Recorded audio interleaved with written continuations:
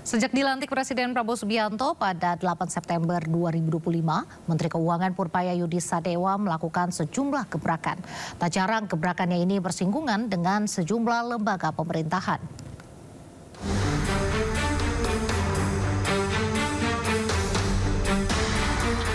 Berikut kebijakan Menteri Keuangan Purbayayudi Sadewa yang dijuluki masyarakat sebagai Menteri Koboi.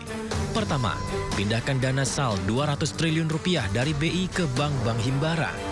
Gebrakan Purbaya ini memindahkan dana saldo anggaran lebih atau SAL negara yang selama ini ditempatkan di Bank Indonesia ke sistem perbankan dalam negeri.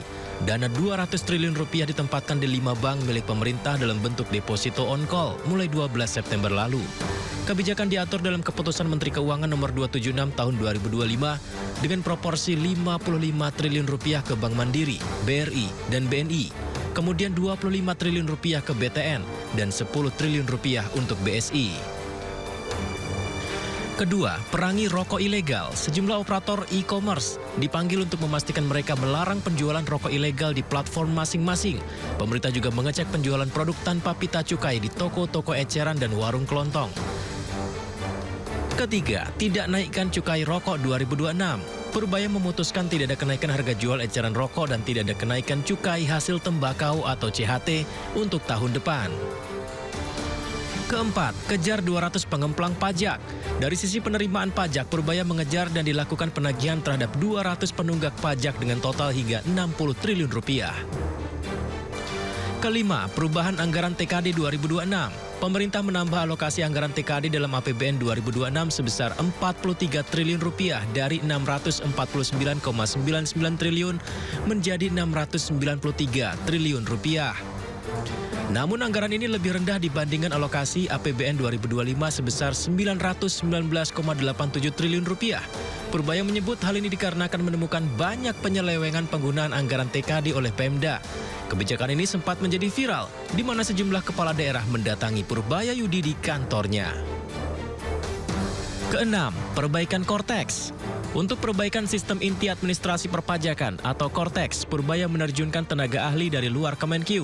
Sistem administrasi perpajakan yang kerap error sejak diluncurkan 1 Januari 2025 ini akan diselesaikan pada akhir Oktober 2025. 7. Buka layanan Lapor Pak Purbaya di nomor WhatsApp 0822 4040 6600. Pelaporan terkait masalah yang ditemukan selama menggunakan layanan Direktorat Jenderal Pajak serta Ditjen Bea dan Cukai. Sejumlah sikap dan kebijakan viral juga kerap dimunculkan Purbaya. Salah satunya mengenai upaya pelunasan utang kereta cepat Jakarta-Bandung Wus. Beberapa kali ia menemui Danantara, di mana upaya ini jangan sampai membebani APBN. Bahkan polemik ini juga ditanggapi oleh Luhut Binsar Panjaitan. Dan yang terbaru adalah banyaknya dana daerah yang mengendap di bank. Disinggung Menteri Keuangan Purbayayudi Sadewa dalam rapat pengendalian inflasi tahun 2025 di kantor Kemendagri Jakarta. Purbaya menyebut realisasi belanja yang lebih lambat membuat dana daerah menumpuk di perbankan hingga 234 triliun rupiah di bank. Pernyataan ini membuat sejumlah kepala daerah kalang kabut berlomba-lomba memberikan klarifikasi. Bahkan Gubernur Jawa Barat Deddy Mulyadi rela melakukan pengecekan ke Bank Jabar, Kementerian Keuangan, dan Kemendagri. Lantas, akan bertahan hingga berapa lama lagi taring seorang Menteri Keuangan Purbayayudi Sadewa? Dan benarkah ini akan berpengaruh terhadap kesejahteraan masyarakat Indonesia? Gubernur Maluku Utara Sherly Coanda mendatangi KPK. Sherly mengaku hendak berkonsultasi terkait pencegahan korupsi di Provinsi Maluku Utara. Selamat pagi, Bu Sherly. Sherly dan rombongan tiba di Gedung Merah Putih KPK pada Rabu pagi. Kedatangan Gubernur Maluku Utara ini untuk meminta saran dari KPK tentang pencegahan korupsi yang terekam dalam MCP atau Monitoring Center for Prevention. Sherly juga mengaku konsultasi dilakukan agar skor MCP Maluku Utara sesuai level nasional. Saat ini KPK tengah melakukan pendampingan dan pengawasan kepada seluruh pemerintah daerah terkait penganggaran program prioritas di seluruh Indonesia.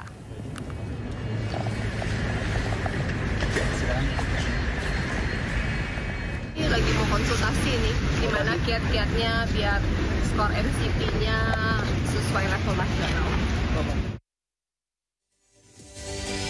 Buntut penolakan visa atlet Israel di kejuaraan dunia senam, IOC larang Indonesia jadi tuan rumah Olimpiade. Informasinya usai jeda, tetaplah di Sindo Sore.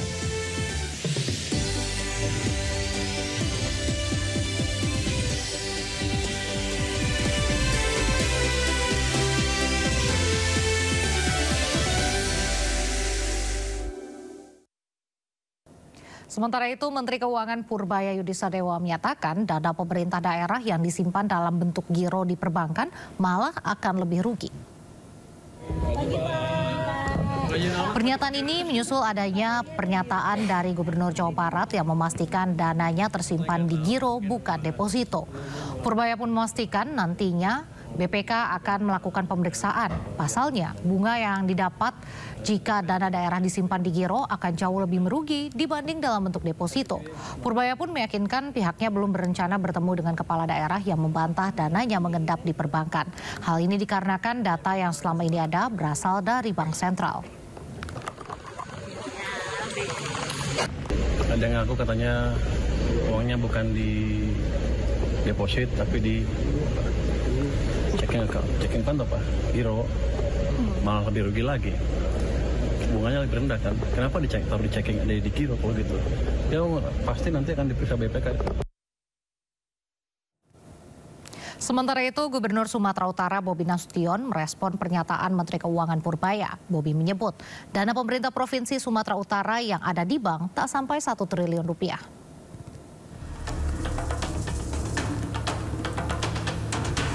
Bobi Nasution mengatakan RKUD rekening kas uang daerah Pemda Sumatera Utara hanya satu saja, yakni di Bank Sumatera. Saldo Pemda Sumut di bank tersebut bernilai 990 miliar rupiah.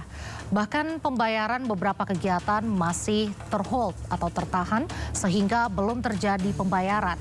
Ia juga mengatakan dana Pemprov yang ada di bank tak seperti data di Kementerian Keuangan.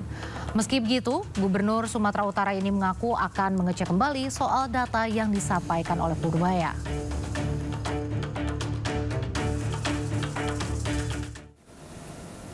Sebelumnya, informasi sejumlah daerah memiliki simpanan di bank dengan nilai triliunan disampaikan Menteri Keuangan Purbaya Yudisadewa saat rapat koordinasi di Kementerian Dalam Negeri.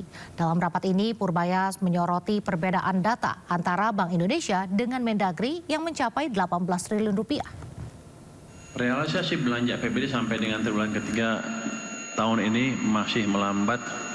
Rendahnya serapan tersebut berakibat menambah simpanan uang Pemda yang nganggur di bank sampai 234 triliun rupiah. Jadi jelas ini bukan soal uangnya tidak ada, tapi soal kecepatan eksekusi. Tadi Pak Tito bilang bedanya dengan catatan di itu ada 18 triliun ya Pak ya, kalau dari kas daerah. Justru saya tanya-tanya, 18 triliun itu kemana? Karena kalau Bank Sentral pasti ngikut, itu dari bank-bank di seluruh Indonesia termasuk di BI, segitu tercatat. Kalau di Pemda kurang 18, mungkin Pemdanya kurang teliti ngitungnya Pak, nulisnya Pak. Kalau BI itu pasti udah di sistem semuanya. Jadi itu mesti diinvestigasi itu kemana yang selisih 18 triliun itu. Tapi nggak apa-apa, selama di daerah digunakan, itu udah bagus untuk mendorong ekonomi daerah. Jadi kuncinya itu, jangan ditransfer ke pusat lagi uangnya, jangan taruh di bank Jakarta, tetap aja di bank daerah. Kalau banknya jelek dibetulin supaya uangnya betul-betul muter di sana.